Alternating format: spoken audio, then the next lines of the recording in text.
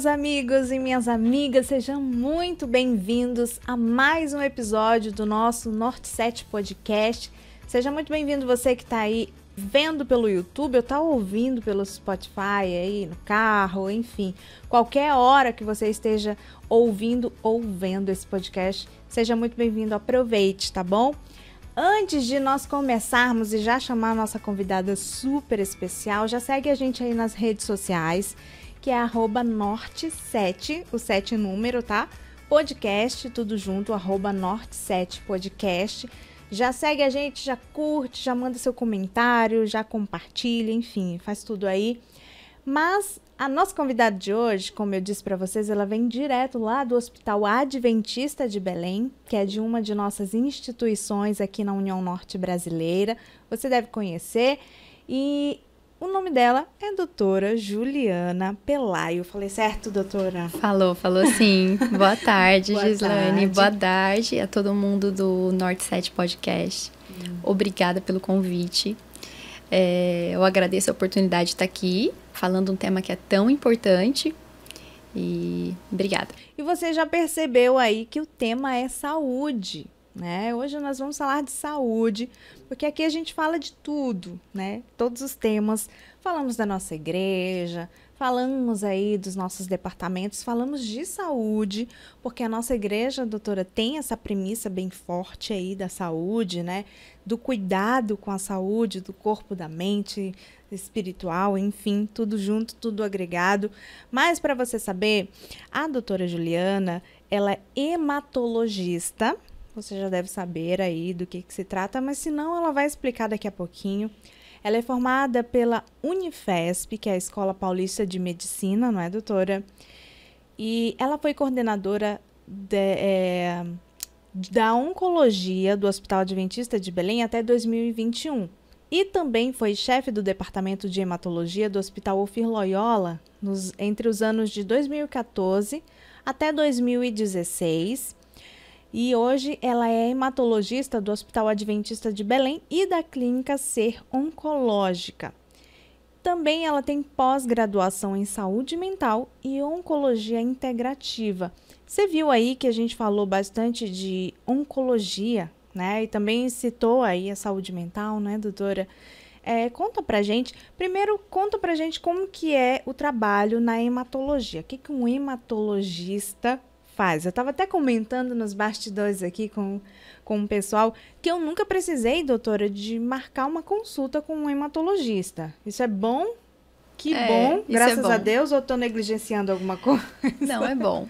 Eu costumo falar para os pacientes quando eles chegam em consulta, eu pergunto, quem que mandou você aqui? Porque geralmente nunca ninguém procura um hematologista por vontade própria, né? Então, o hematologista, o que ele vai fazer? Ele é o especialista que cuida das doenças do sangue, tanto as doenças malignas quanto as doenças benignas. Então, quando a gente fala de doença maligna, a gente está falando das leucemias, linfomas, mielomas, síndrome mielodisplásica e outras.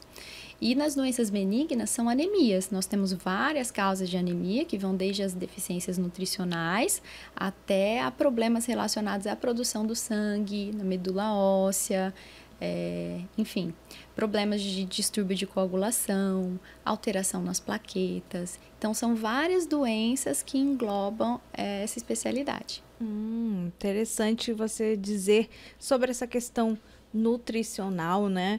Eu vou colocar aqui uma curiosidade que o pessoal sempre fala bastante. Olha, se você comer beterraba, seu sangue vai ficar melhor, vai engrossar, vai... Olha só, Você já ouviu falar essa curiosidade? Já ouvi. Porque todo mundo relaciona a anemia à deficiência de ferro. Então. Que é a anemia mais comum no mundo todo, mas nem sempre a anemia vai ser por deficiência de ferro, nós temos outras causas, né? Então, no adulto, principalmente, é raro a gente ter uma anemia por deficiência de ferro por erro nutricional, isso é mais comum nas crianças, porque o adulto acaba tendo uma reserva. Mas a questão da beterraba é que associa a beterraba ao ferro, mas geralmente o que tem mais ferro na beterraba é o talo, não é nem a beterraba em si. A gente tem outros alimentos que têm mais ferro.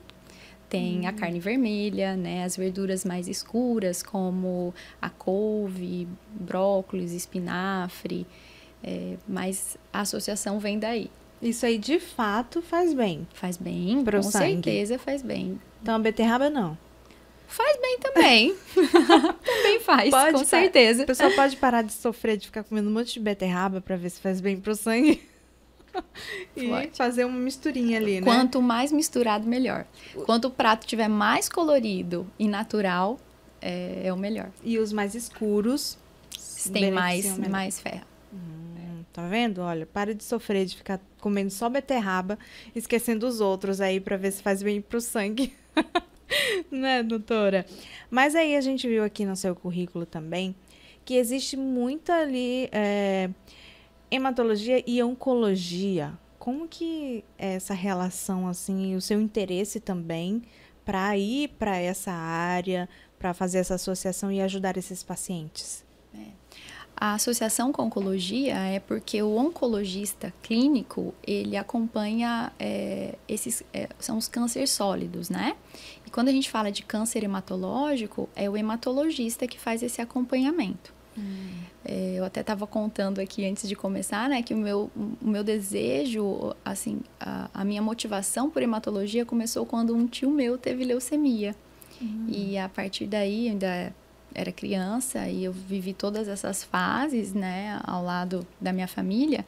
E eu sempre pensei que eu queria ser oncologista para aprender um pouco mais e cuidar dessa doença. E aí, na faculdade, eu descobri que não era o oncologista, era o hematologista. E acabei me encantando pela hematologia. Então, o oncologista e o hematologista geralmente trabalham muito em parceria no mesmo centro de tratamento, que é como a gente tem no Hospital Adventista de Belém, né? É uma equipe multidisciplinar. E essa questão da saúde mental e da oncologia integrativa foi porque eu vi uma necessidade de fazer um acompanhamento e um cuidado mais integral do paciente, né? Porque é extremamente importante o que a gente faz relacionado ao tratamento, né? Quimioterapia, ou radioterapia, ou terapia-alvo, ou transplante de medula.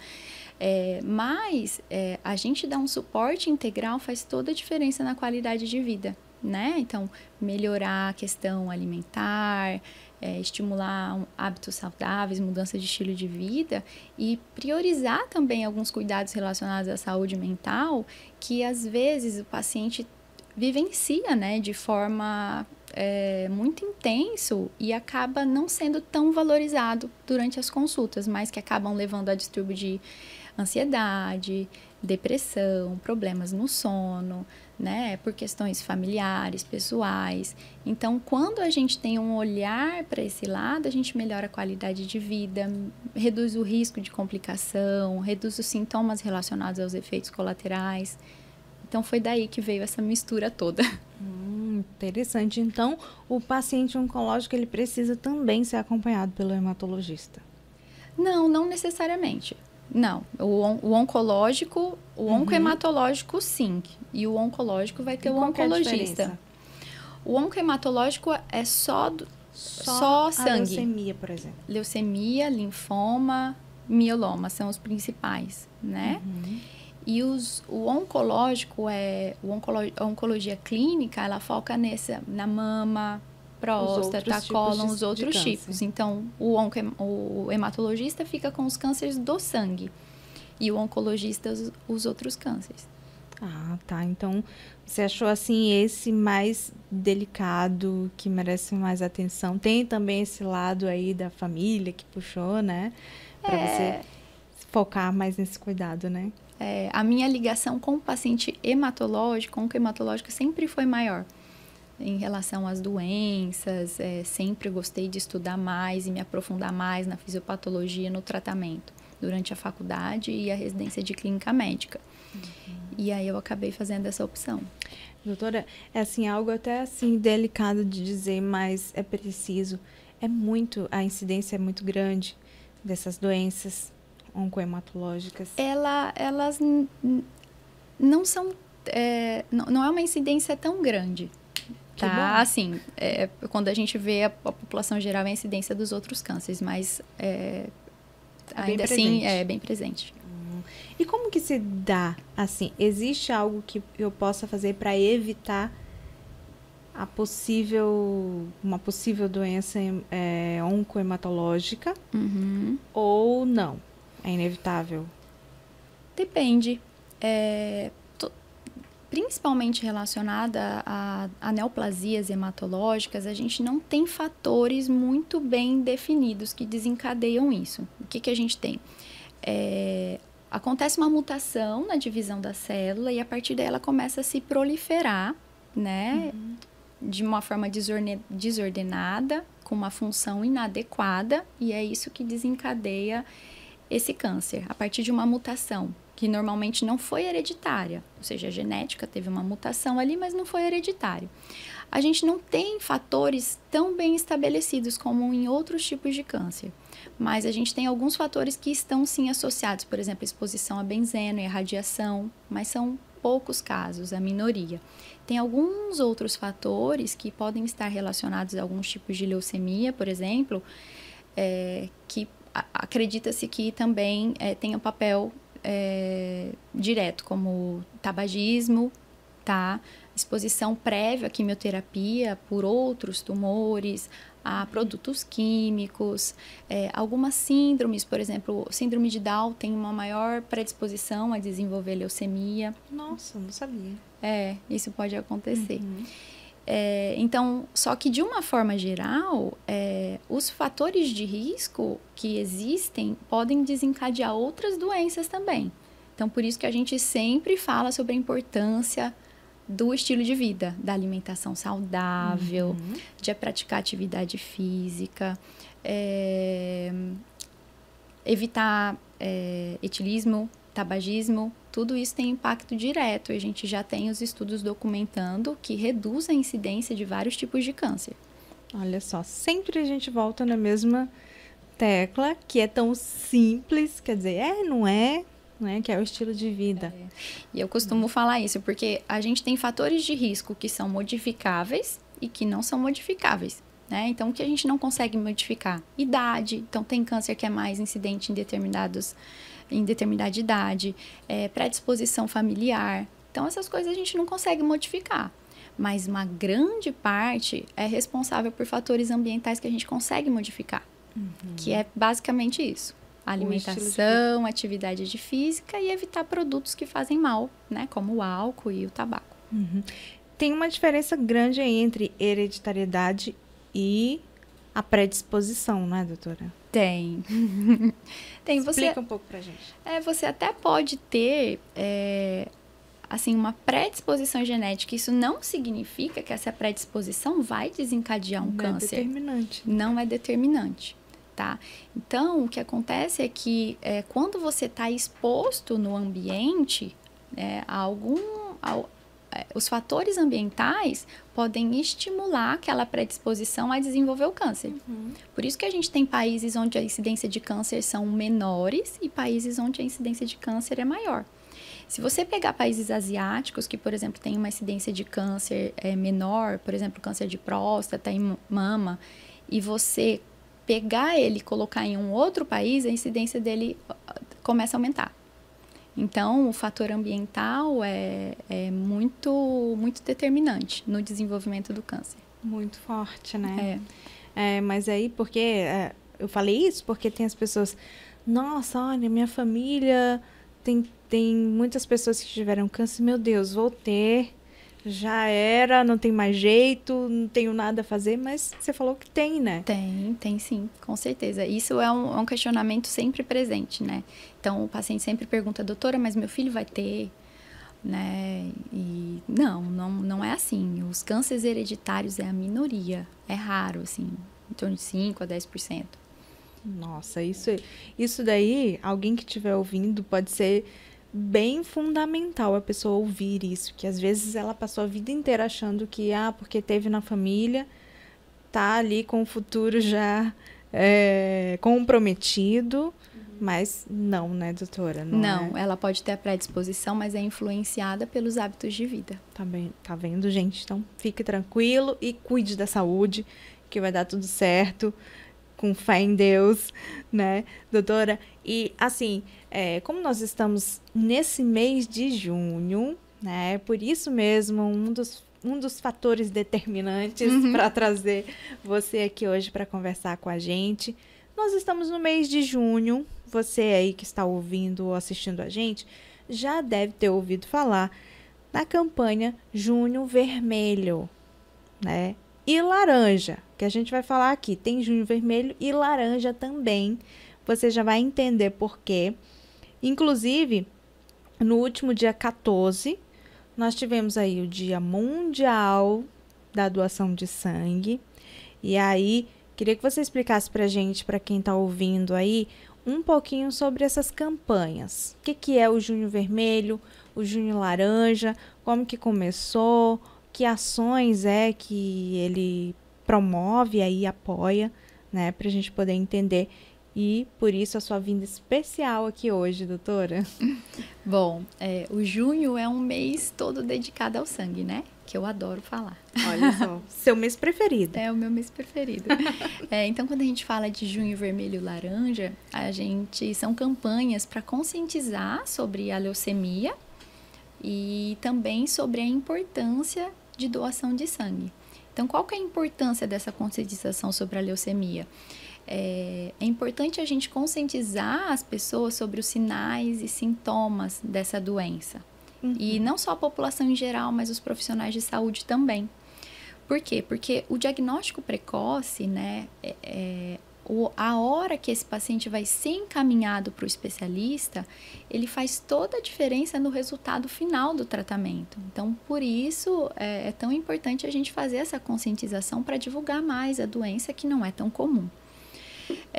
E relacionado ao Junho Vermelho, para a gente conscientizar sobre essa importância da doação, né? Que além de ser um ato de solidariedade, é um ato de salvar vidas. Uhum. Para cada doação que você faz, você é capaz de salvar 4 vidas.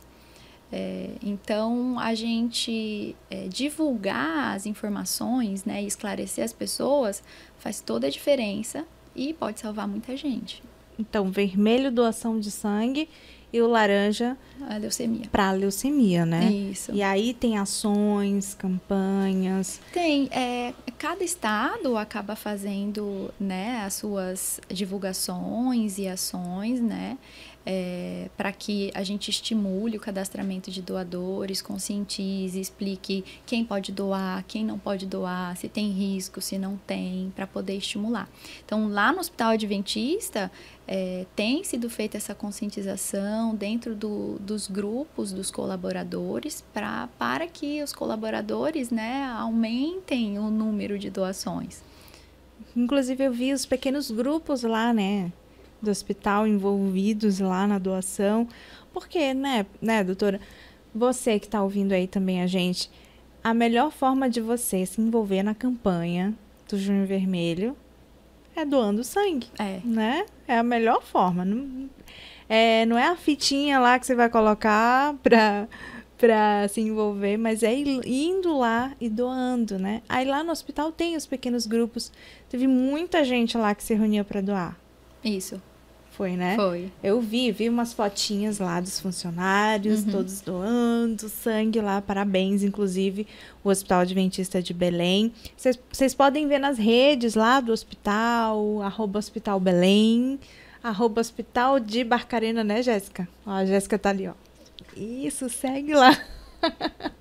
Então, segue lá, @Hospital Belém, Hospital de Barcarena também, todo mundo envolvido nessa campanha aí do Junho Vermelho e Laranja, né? Doutora, você até falou, inclusive, sobre essas campanhas que são feitas nos estados, inclusive cada um tem a sua forma de fazer a campanha, de esclarecer.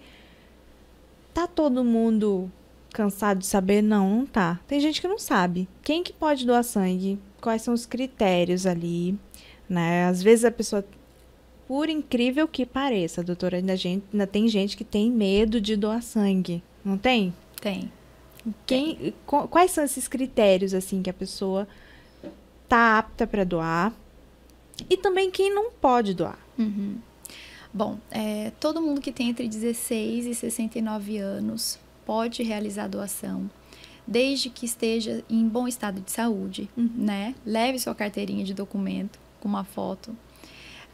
tenha tido uma boa noite de sono, tenha se alimentado, não tenha usado bebida alcoólica, né?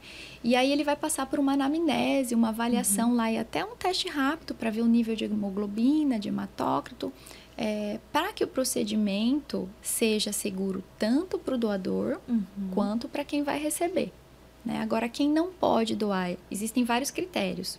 Mas, assim, que são critérios de exclusão definitiva, nós temos aquelas infecções que são transmissíveis através do sangue, como hepatite B, hepatite C, HIV, HTLV, doença de Chagas, malária, tá? O uso de drogas ilícitas endovenosas. Então, esses casos, eles são excluídos definitivamente. Existem outras variáveis que são avaliadas durante essa anamnese. Por exemplo, há muita dúvida, a paciente tem tatuagem, pode fazer, pode doar? Né? Então, geralmente, a gente pede um período de 12 meses após a realização da tatuagem para que seja doada. Pode ter influência de infecções, algumas infecções você precisa esperar um pouco mais de tempo, outras menos tempo. Então, tudo isso é avaliado durante a avaliação. Então, a pessoa chega lá, ela faz alguns exames antes. É um teste rápido, é um furinho para conseguir ver só o nível de hemoglobina, se não está com anemia ou se não está muito alto, que também a gente tem alterações para mais e para menos. E é feita uma anamnese, um histórico da saúde, um histórico dos antecedentes, dos hábitos de vida, tudo para definir e fazer com que o processo seja o mais seguro possível. Então, se a pessoa ficou assistindo lá a Netflix até não sei que horas, melhor não ir cedinho, Melhor não ir. Melhor não ir. Tem uma boa alimentação no dia anterior. E vá lá fazer sua doação, que é muito importante. Inclusive, você falou assim, sobre isso, que salva até quantas vidas? 4 vidas. Até 4 vidas. Doação. Como? Explica isso, para a pessoa poder entender. Às vezes, a gente fala tanto, olha, porque se você doar, você vai salvar até 4 vidas. Mas como, de fato, na prática, como que pode salvar até 4 vidas? O sangue, ele desempenha um papel fundamental no nosso organismo, né? Ele vai carregar oxigênio, nutrientes, hormônios, fatores de coagulação para todos os tecidos e os nossos órgãos. E ele não tem substituto, né? Então, quando a pessoa precisa de uma transfusão, a gente depende dessa doação. Quando você faz a doação, você vai ter uma bolsa de sangue que foi coletada e depois essa bolsa vai ser processada. A partir desse processamento, a gente vai tirar dessa bolsa concentrado de hemácias, que a gente vai poder utilizar para transfusão de sangue quando o paciente está com uma anemia que indique transfusão. A gente consegue tirar também uma parte para transfusão de plaqueta, que isso é muito comum, a necessidade nos pacientes oncológicos, principalmente nos pacientes hematológicos que fazem transfusão de plaqueta com muita frequência, tá? E tem uma outra parte que é a parte do plasma, do criopreservado, que a gente vai utilizar para distúrbios de coagulação. Então, existem alterações em que você vai ter distúrbios de coagulação que vão exigir também, vai ter essa necessidade do plasma. Então, através desse processamento, a gente costuma falar que a partir de uma bolsa você consegue salvar até 4 vidas. Porque tem cada um tem uma necessidade, né? Exatamente. Às vezes a pessoa acha que, eu doei isso aqui vai para uma pessoa, ela vai receber ali o meu sangue. Não, tem uma necessidade, tem várias coisas ali que são extraídas. Isso. E aí, cada um, de acordo com a sua necessidade, vai suprindo ali, né? Você falou de distúrbios de coagulação. Como que é esse distúrbio? O que acontece no corpo de alguém que possui isso? Quando a pessoa tem alguma alteração na coagulação, pode ser tanto na parte plaquetária, que as plaquetas fazem parte desse processo de coagulação, quanto alterações relacionadas aos fatores de coagulação. Quem tem alterações nessas vias tem um risco maior de ter sangramento. Hemorragias? Tá? Hemorragias. Eu não sei se é pra você que eu perguntaria isso, mas aquela questão de pessoas que sangram o nariz, assim. Depende, precisa passar por uma avaliação. Na maioria das vezes, é um fator local, Você pode ter algum vasinho ali e que acaba tendo um sangramento ali local de repetição. Mas existem sim algumas doenças que aumentam de sangue, que aumentam o risco de sangramento, né? Tem alguns distúrbios de plaqueta, púrpura trombocitopênica imune, doença de von Willebrand, leucemia. Falou, não entendi nada. Como é que é essa palavra? Púrpura. Púrpura trombocitopênica imune, a PTI. Depois tu escreve pra mim, Jéssica, que eu vou colocar num... pra fazer pra pedir pro pessoal repetir aí, tá bom? Mas isso significa o quê? São alterações na plaqueta que podem desencadear esses tipos de sangramento em mucosa. Porque tem gente... Mas é raro. Na maioria das vezes, esse sangramento nasal, isolado, só no nariz, é decorrente de algum fator local. Pois é, às vezes tem pessoas, né, que ficam... Qualquer coisinha, sangra o nariz, acho interessante. Mas aí procura que especialista? O otorrino. O otorrino, aí isso. Você vai, né? Doutora, nós falamos sobre os critérios da pessoa para doar sangue. Nós falamos até quantas vidas ele salva. Um doador salva com a doação. Mas também você falou um fator muito interessante na sua fala, que foi ele é insubstituível, o sangue, né? Então, olha só pra gente ver, né, a importância do doador.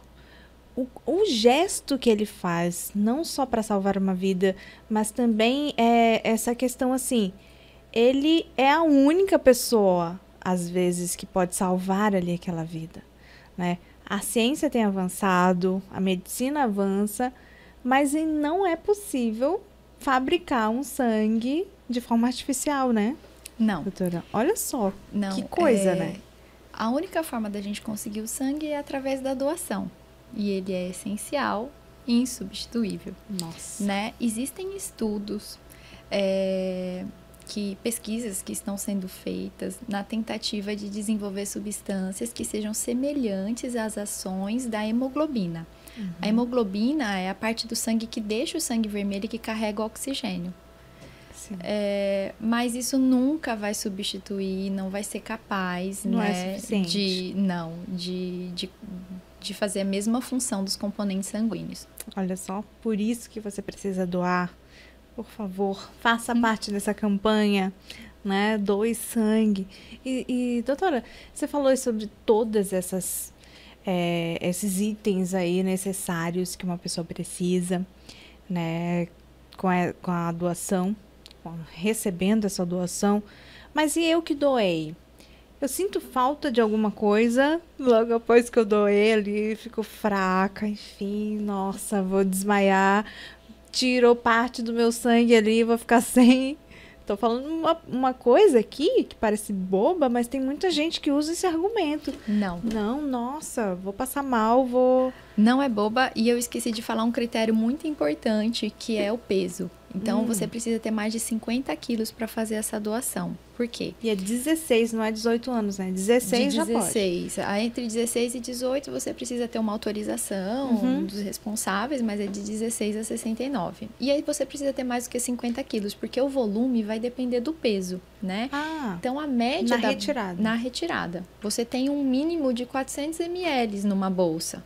O homem retira em torno de 9 ml por quilo e a mulher 8 ml por quilo. Então, se você tem menos do que 50 quilos, você não tem como retirar essa quantidade e aí sim você poderia ter alguma sintomatologia mais importante e complicação. Então, para ser seguro para o doador, precisa ter mais do que 50 quilos. Não vai ter complicação.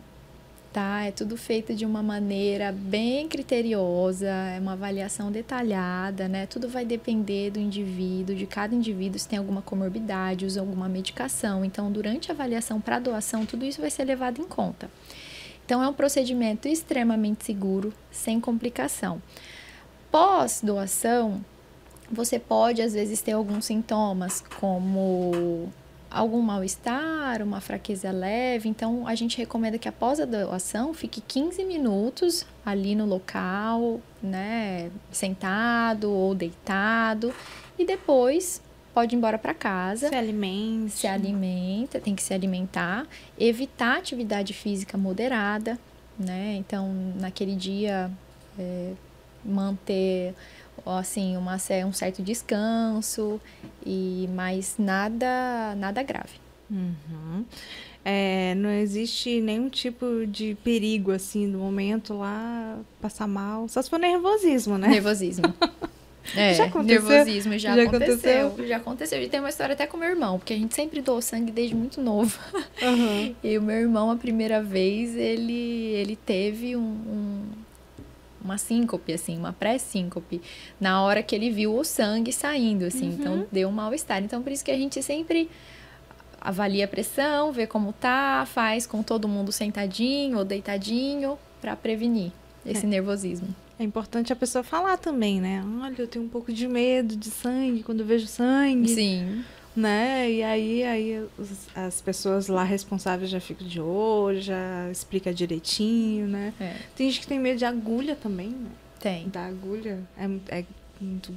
Enfim, não vou colocar medo no pessoal, não. Deixa pra lá.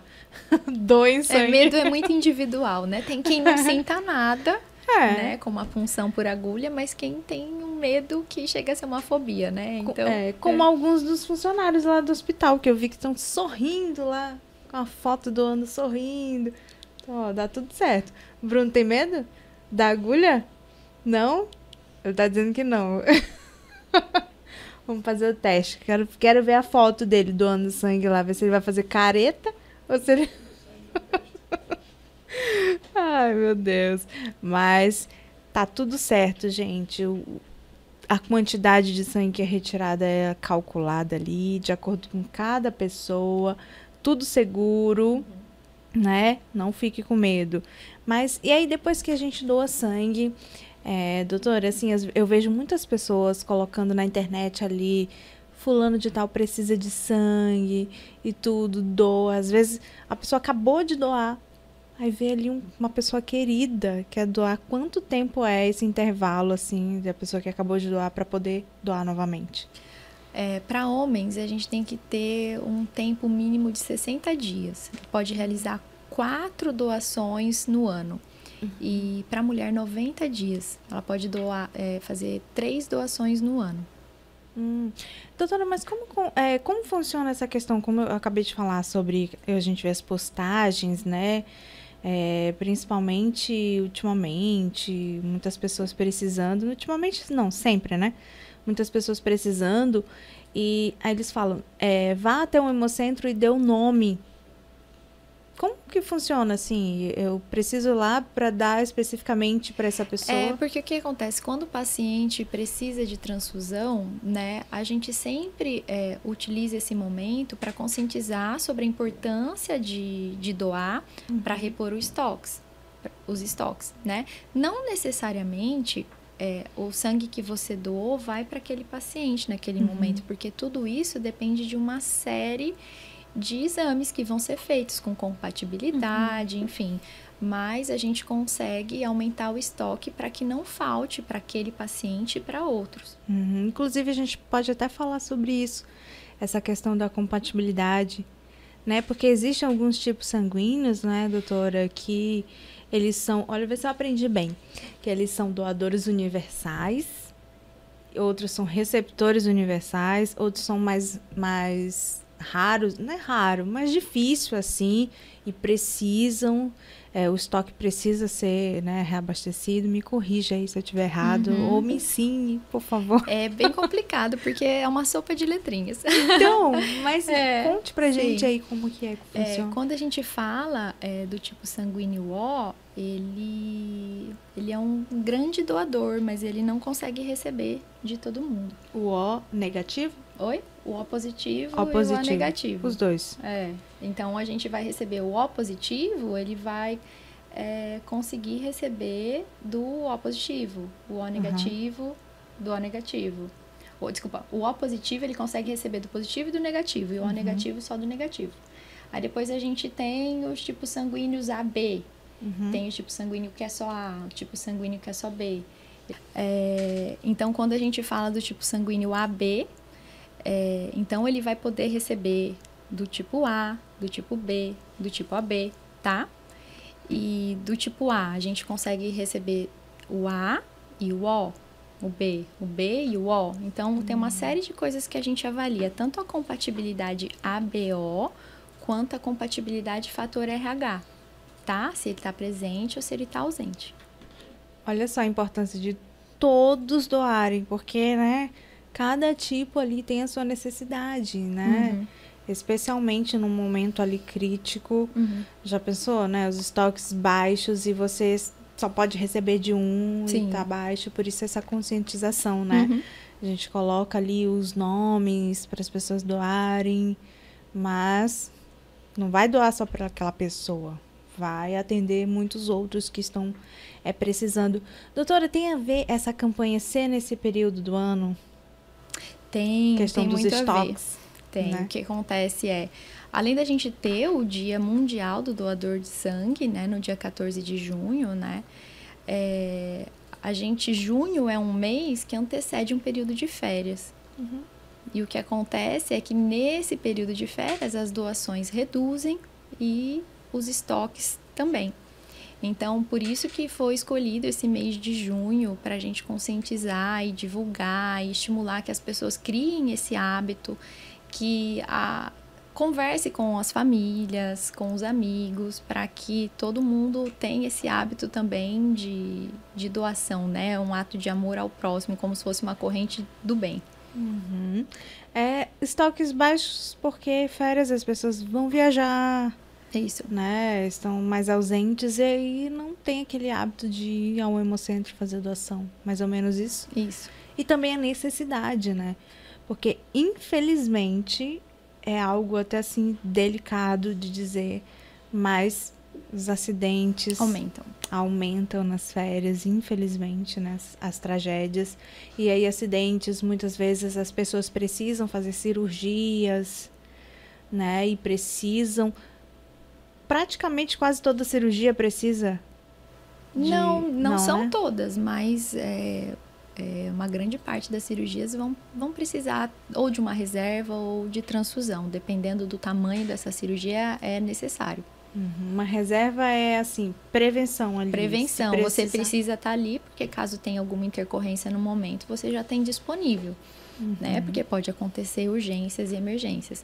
Então, as indicações de transfusão pode ser nesses casos de acidente com politraumatizados, né, que tem hemorragia aguda, tem os casos de doença crônica, pacientes oncológicos, hematológicos, como leucemia, alterações na hemoglobina, existem doenças hematológicas que os pacientes precisam de transfusão com muita frequência, como a anemia falciforme, a talassemia.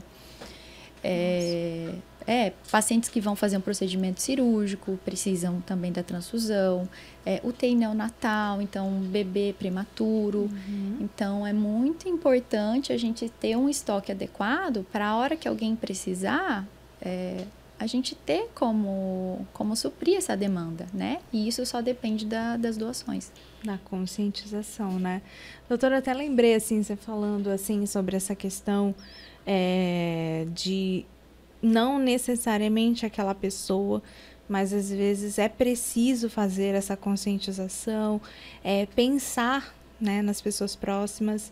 Eu acabei lembrando até da minha mãe, né? Certa vez ela precisou de transfusão.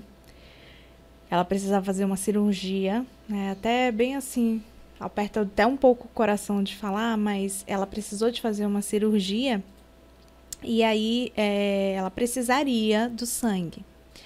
Já adiantaram para ela que ela precisaria ali desse sangue. E aí, o Hemocentro pediu para ela mobilizar uma campanha pré-cirurgia, assim, que é para as pessoas doarem, para ela ficar ali com aquele estoque, ali com aquela, como você falou, com a prevenção ali, né? E aí, ela começou a pedir para as pessoas. E aí, a família, ok, né? Vou sim, mas muitas pessoas, não posso. E ela ficou muito emocionada, assim, porque ela falou assim, olha, só sabe quem precisa e quando precisa, o quanto que isso é importante. E ela tinha uns papeizinhos, assim, que o Hemocentro deu pra ela, sabe? Falando com todo mundo e tal. Eu era pequena ainda, sabe? Ainda nem podia. Eu ficava só vendo ali a luta dela, falando com todo mundo, mobilizando tudo. E, assim, eu não lembro de ter grandes mobilizações como nós temos aqui, como junho, como tudo nessa época, né?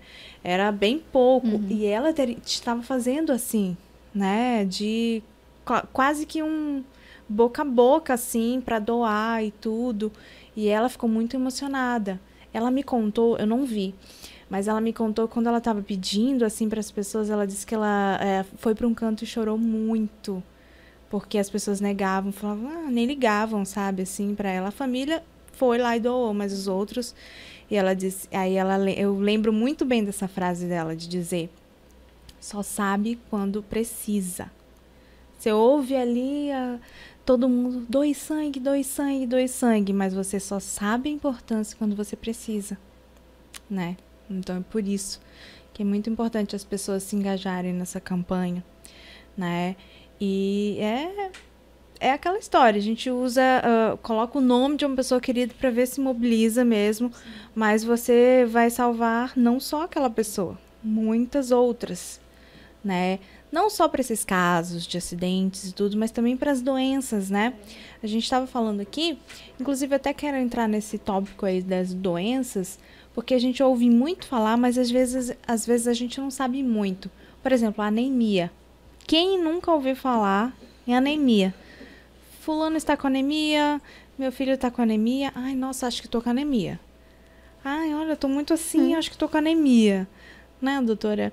Mas como que é, de fato, essa doença, a anemia, e como que ela se dá, assim, existe algo que eu posso prevenir para eu não ter anemia? Ou quando eu estou, o que eu faço? Ou o que eu posso fazer regularmente, assim, para que eu não venha ter?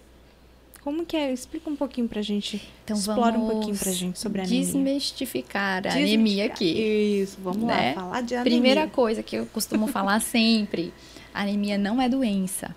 A anemia é um sintoma, um sinal de que alguma coisa errada está acontecendo, alguma doença está acontecendo, e isso que está ocasionando a anemia.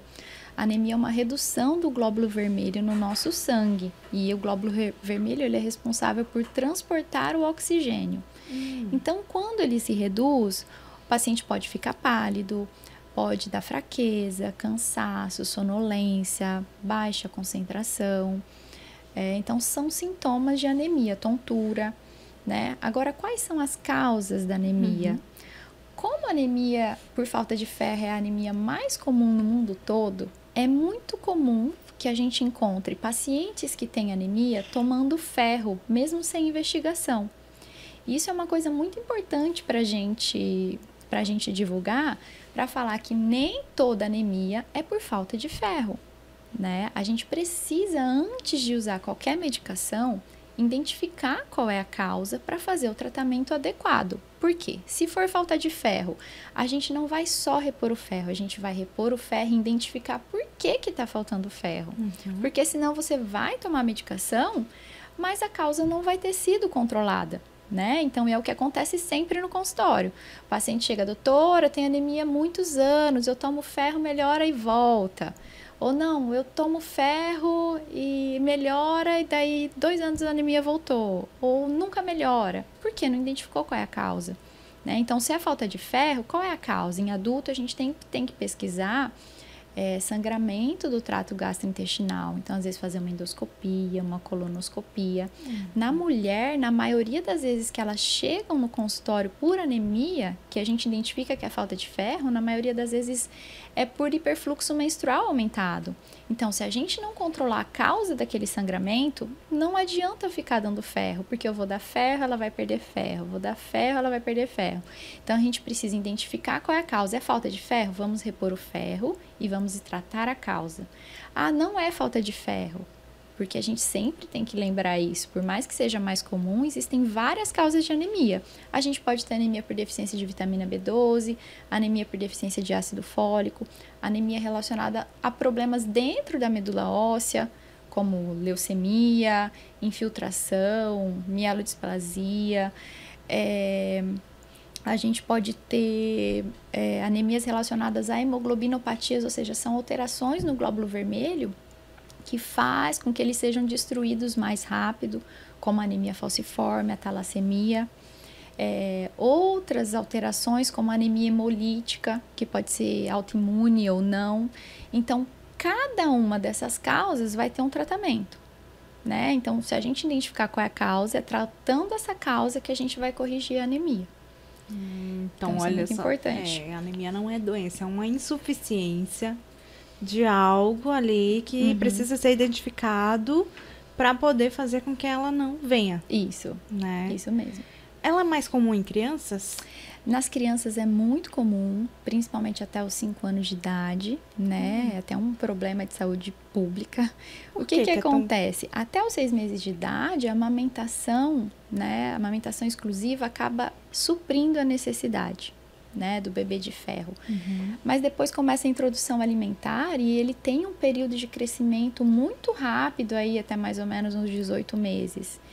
E às vezes você pode ter erro alimentar, ele não tem um estoque ainda, né, de ferro suficiente, pode ter erro alimentar, pode ter perda por quadros como diarreia, como alergia à proteína do leite de vaca. Então, tem uma série de fatores que acabam predispondo a essa anemia, né? Então, esse crescimento rápido, essa demanda necessária e o erro alimentar. Então é porque quando ele tá na amamentação, ele tá com tudo perfeito ali, completo. Ele tem o que ele necessita. Quando ele para de mamar e vai ter outra alimentação, alguma coisa ali não foi suficiente. Porque até 6 meses a amamentação é exclusiva, né? Nesse período consegue suprir. Depois ele precisa entrar na alimentação, né? Tem introdução alimentar. E é aí que a gente pode ter algumas deficiências. É por isso que... E como ele ali acelera ali o desenvolvimento, acaba não acompanhando, né? Isso.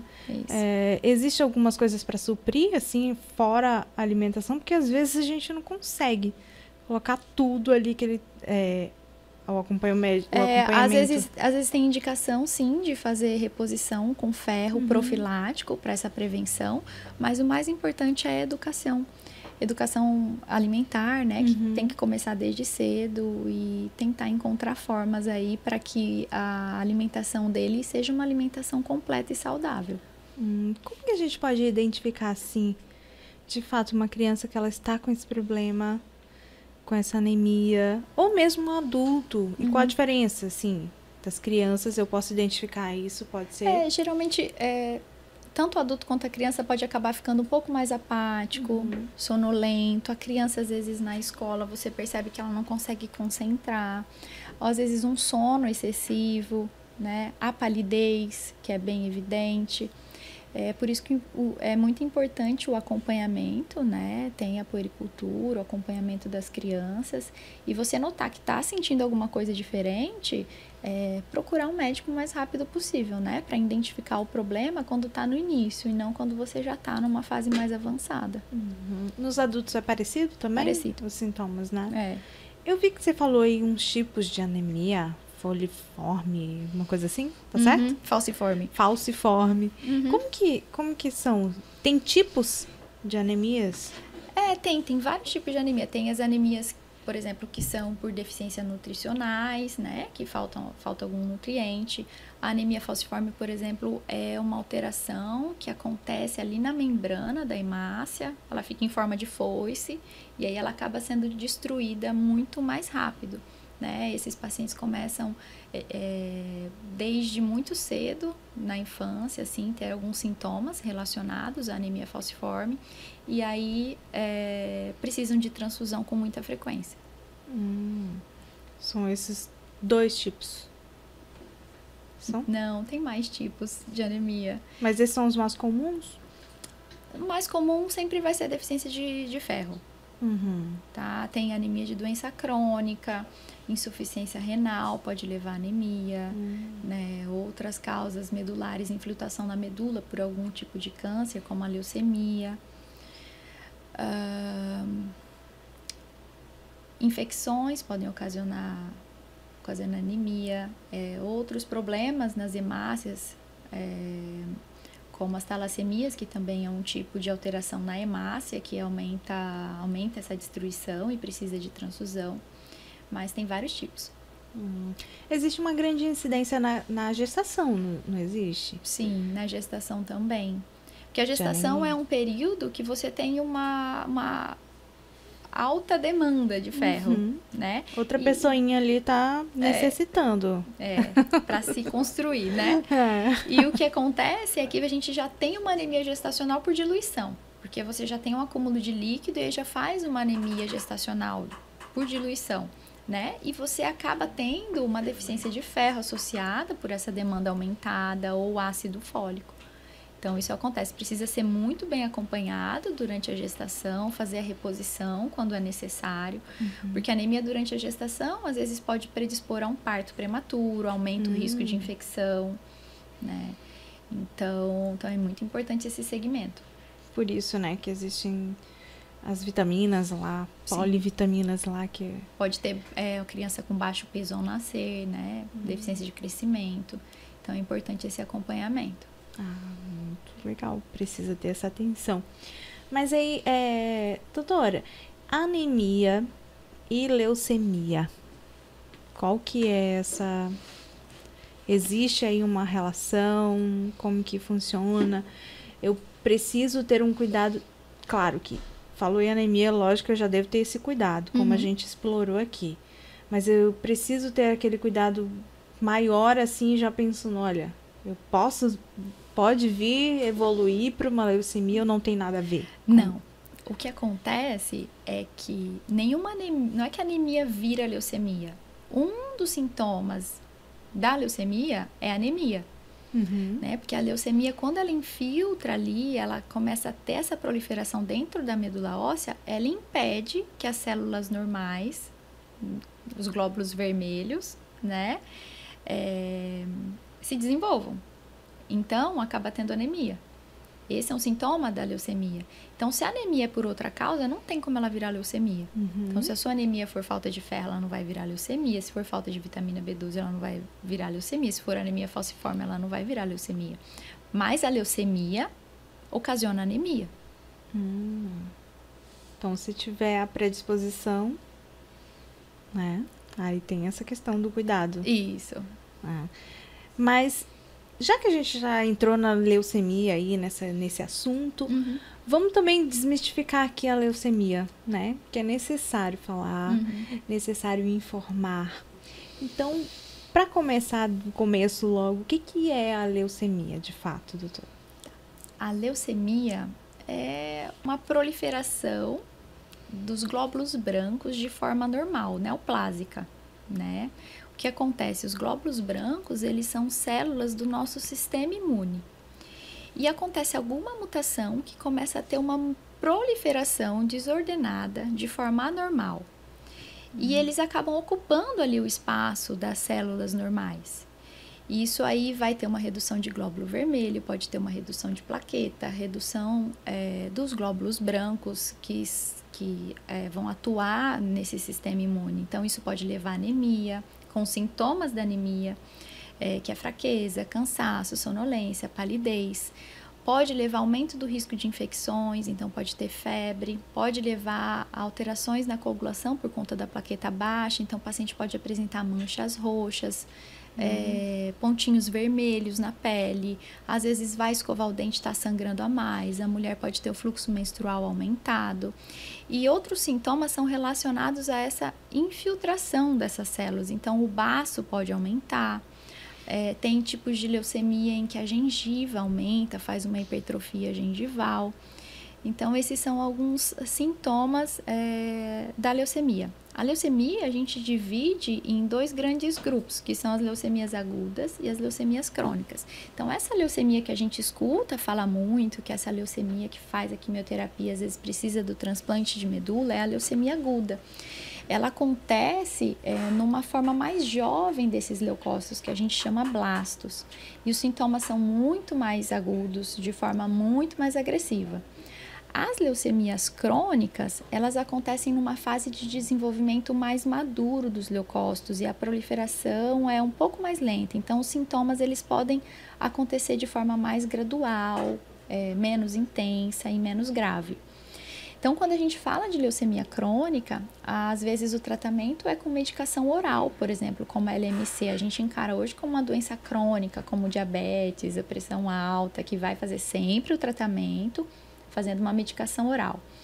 E na LLC, que é a leucemia linfocítica crônica, às vezes nem tratamento a gente precisa. Às vezes você só acompanha o paciente e aguarda até um momento, se a doença evoluir, a gente inicia com tratamento. Agora, as leucemias agudas já precisam de tratamento imediato, né? Que isso envolve quimioterapia, às vezes imunoterapia, transplante de medula. Tem um tratamento novo hoje que é o Carticel, que é uma terapia gênica. Cada uma vai ter um tratamento diferente, sempre individualizado, baseado nas características da doença e nas características do paciente. Interessante. Eu queria falar assim sobre alguns sintomas, porque assim, claro que quando a gente fala em medicina, doenças, nada que a gente disser aqui é de fato o que é preciso investigar. Isso aí a gente sabe, né? A gente não vai falar, olha, se você tiver uma manchinha roxa, é leucemia, vai para o hospital. Não existe isso. Tudo é investigado, tudo é uma questão médica que precisa de muitos exames. Mas se a gente puder falar algumas coisas assim, porque como eu falei lá no início, eu nunca agendei uma consulta com um hematologista, então como que eu posso ficar prestando atenção em algumas coisas, vendo alguns sintomas que eu possa, não, olha, preciso dar atenção a isso. Então, não, vi uma manchinha, não, isso aqui não. Ou eu vi algo assim, ou dois ou três coisas, eu preciso dar uma atenção a isso, preciso ir ao médico, verificar. Se a gente pudesse falar de sintomas assim. Os sintomas, geralmente, o paciente procura quando ele começa a ter essas alterações relacionadas à anemia, tá? Ou aparece algum gânglio no corpo, aumenta, que são os linfonodos. E aí, junto com isso, começa a notar outras alterações, que são essas manchinhas, e nunca vem alguma coisa isolada. Ele começou a ter uma queda do estado geral, começou a ter febre, começou a ter um cansaço que ele não tinha antes. Antes ele conseguia desempenhar as atividades normais em casa. Agora ele já não está conseguindo fazer a mesma coisa que ele fazia antes, já não sobe aquela quantidade de escada que subia, ou não faz academia como fazia, porque já se sente cansado. Começa a ter febre, ou nota um linfonodo, ou começa associado a isso ter essas manchas com distúrbios hemorrágicos. Então, percebeu que tem alguma coisa diferente do habitual, já é recomendado procurar um médico. E, claro, fazer o acompanhamento preventivo, as consultas regulares, né? Hábito de vida saudável que a gente já falou, os exames, tudo isso. Primeiro ele procura o geral para fazer. O geral. Né? Depois que ele vai ser encaminhado, se necessário. Isso. Para o especialista, né? Existe alguma forma de prevenir, né? Nós falamos aqui de sintomas e tudo. Além disso, ou somente isso mesmo, o seu estilo de vida, enfim, ficar atento, ou existe mais algum cuidado? Para a leucemia, nós não temos fatores desencadeantes bem estabelecidos. Tem essa relação com o benzeno, com a radiação, em algumas situações relacionadas ao tabagismo, à exposição anterior de quimioterapia, mas algo que você vá fazer que vai impactar diretamente, que vai desencadear essa leucemia ou não, isso nós não temos bem estabelecido. Mas, como a gente já falou anteriormente, são vários fatores que podem predispor ao desenvolvimento de câncer. Então, a recomendação é sempre essa: atividade física regular, alimentação saudável e cuidar sempre da saúde. Doutora, assim, nós falamos aqui dos sintomas e da prevenção, mas e o tratamento? Como que ele é de fato? De repente, conheci alguém que estou preocupada, gostaria de saber como que é o tratamento para essa doença. Depende da leucemia. né? Nós temos vários tipos de tratamento, então as leucemias agudas, elas vão precisar de quimioterapia, são quimioterapias mais intensas, geralmente elas são feitas em regime de internação. Pode estar associado à imunoterapia ou não, terapia-alvo, e algumas indicações de transplante de medula. Outras leucemias, como a leucemia mieloide crônica, é uma medicação oral que a gente usa. Então, tudo isso vai depender do tipo de leucemia. É preciso uma rede de apoio também, né? É muito importante a rede de apoio, isso faz toda a diferença para o paciente, né? Então, eu sempre falo que na consulta precisa levar um acompanhante para ser seu ouvido também, seu apoio, para entender o que está acontecendo, para saber como ajudar em casa. E você poder contar com alguém faz toda a diferença, né? Para esse momento difícil, Sim. né?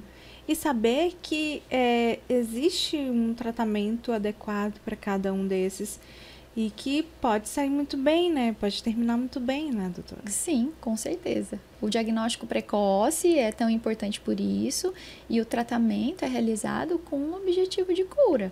Então, assim, fez o diagnóstico, iniciar o mais rápido possível esse segmento e o tratamento para a gente ter a melhor resposta. A gente pode estar falando até para alguém que pode estar nesse processo do tratamento, né? E está com medo, está ali apreensivo. E é importante saber disso, que se você está fazendo tratamento, você pode estar se encaminhando para sua cura, né? O que você diria, assim, para essas pessoas que podem estar com esse medo, com essa apreensão? Uma coisa muito importante é você se informar, porque a informação te dá segurança, né? Questionar todas as suas dúvidas com a equipe médica que te acompanha. É muito importante essa proximidade, essa relação médico-paciente para tirar as dúvidas e o paciente se sentir seguro. E ter a família ao lado, né? A família e amigos. Deixe que a família e os amigos ajudem, né? Converse sobre isso, porque ele não tem que passar por isso sozinho. E o tratamento está aí com o objetivo de cura. Então, quanto ele puder se cercar de informação e apoio, mais fácil vai ser a caminhada dele, mais leve. Por isso que é muito importante. Nós falamos o tempo todo aqui de coisas que você pode fazer e que você não pode, né? Mas eu acho que a grande maioria aqui são coisas que nós podemos fazer, né? Podemos fazer coisas para prevenir, podemos fazer coisas para seguir um tratamento adequado e se encaminhar para essa cura. Então, muita coisa depende da gente, né? Da gente com o apoio aí de Deus, da sua fé e apoio dessa família que pode ajudar muito, né? E apoio desses locais, desse tratamento, principalmente, que você vai fazer. Você trabalha lá no hospital e que tratamentos, assim, que para essas... Vamos falar das duas doenças, assim, pra gente ir resumindo logo, né? Que a rede adventista oferece para essas pessoas, para essas duas que a gente aprendeu aqui hoje, que a anemia não é doença, né? É uma insuficiência de algo ali que você precisa dar atenção. E para a leucemia? A anemia, a gente faz uma avaliação inicial para identificar qual é a causa. Todos os exames são realizados lá no Hospital Adventista, tá? E os tratamentos também, dependendo da causa, é um tratamento diferente.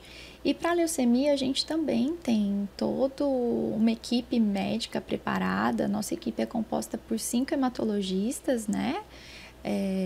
Focados nesse acompanhamento do paciente oncohematológico. Tem uma equipe multidisciplinar, as nossas enfermeiras, os técnicos, uma equipe de nutrição, toda a equipe preparada para esse segmento do paciente com leucemia. Os tratamentos, quando quimioterapia, dependendo do tipo da leucemia, alguma tem que fazer em ambiente hospitalar, é tudo feito no hospital.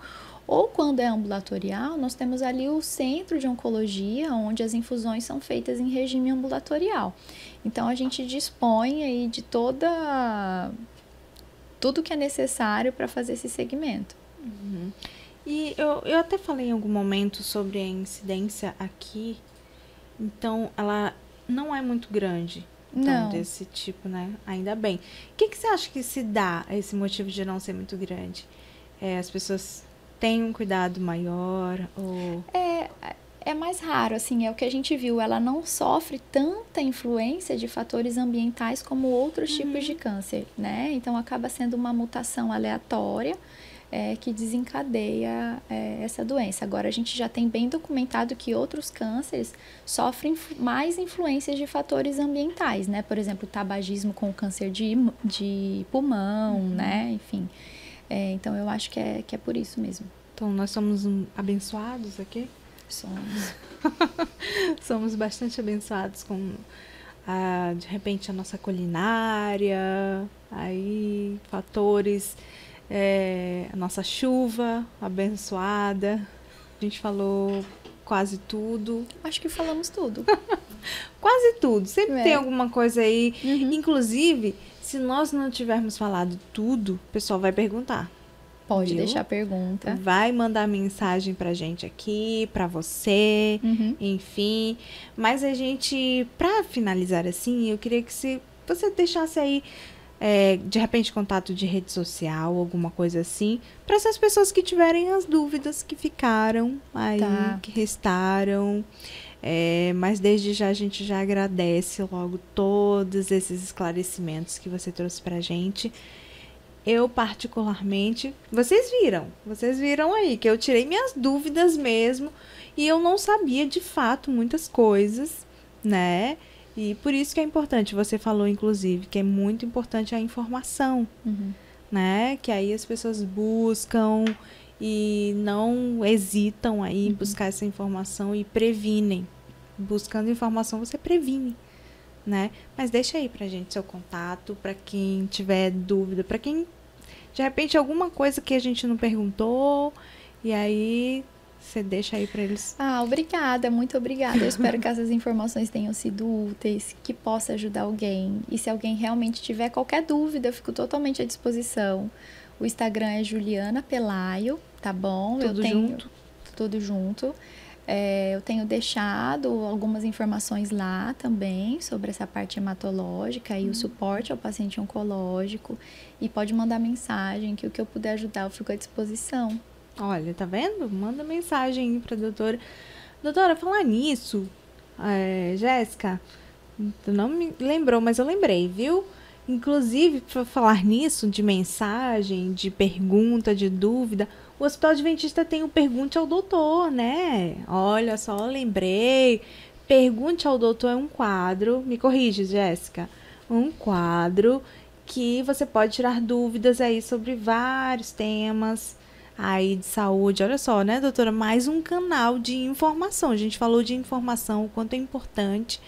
Então, mais um canal de informação é o Pergunte ao Doutor, do Hospital Adventista de Belém, que está nas redes sociais, né? É só você seguir lá, @Hospital Belém, bem facinho, @Hospital Belém ou @Hospital de Barcarena também, que você vai ver lá. Teve esse tema, né, doutora? Teve o tema, ainda vai ao ar, né?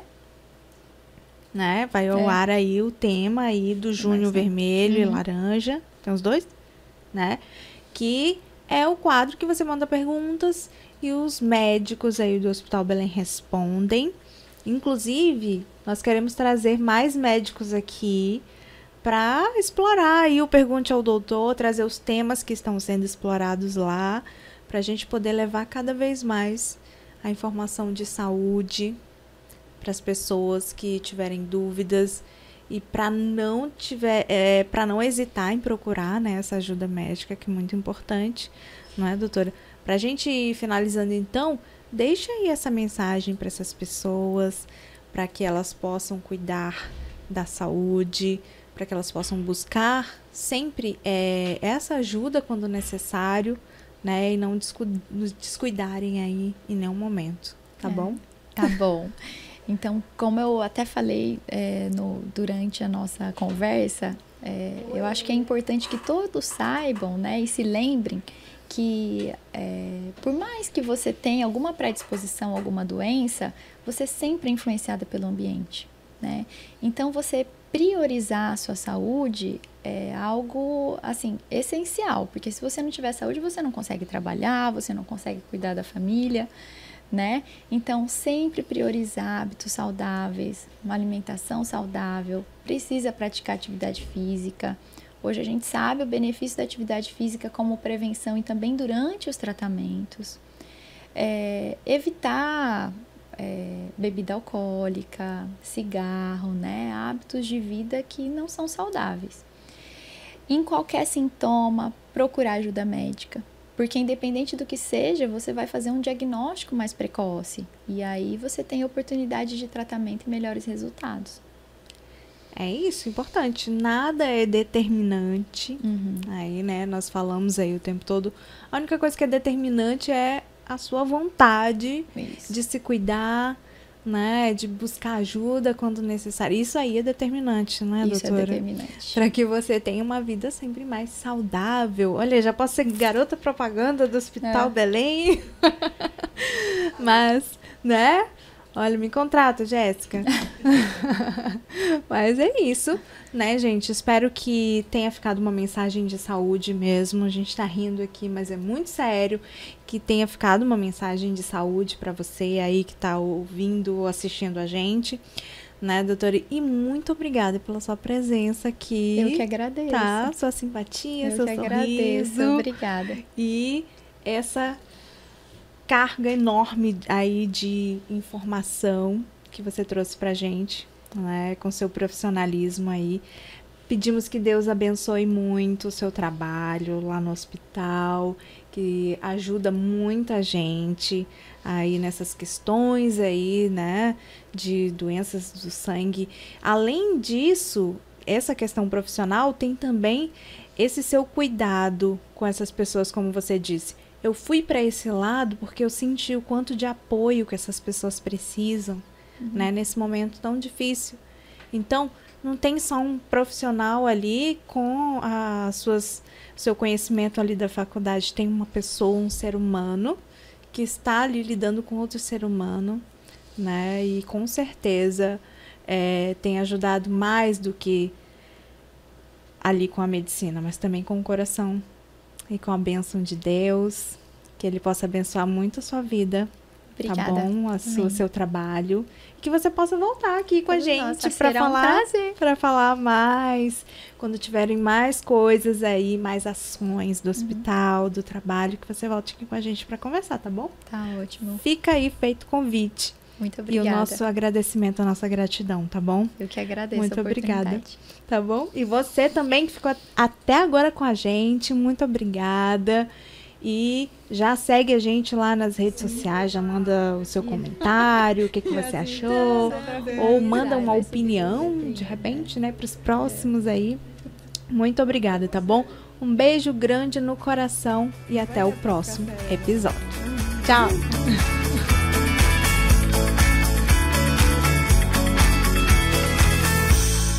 Não sei ficar séria agora.